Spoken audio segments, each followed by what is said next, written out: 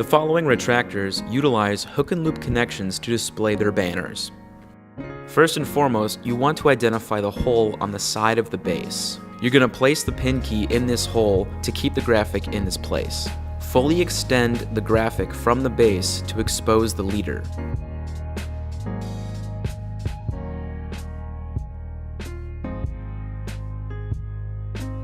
Place a firm hold on the leader and insert the pin key in the hole on the side of the base. Identify where the banner is connected to the leader via the hook and loop strip and begin removing the graphic.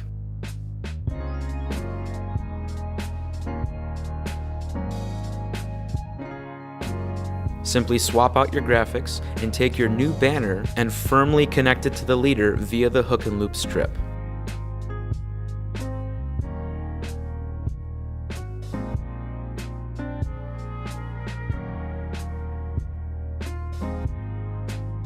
When the new graphic is connected, firmly place your hand on the leader so when you remove the pin key, this is to keep the banner from suddenly reeling in on itself.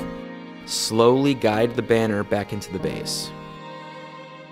And it's just that simple. You've swapped out your graphics on your retractable banner utilizing the hook and loop strip connection.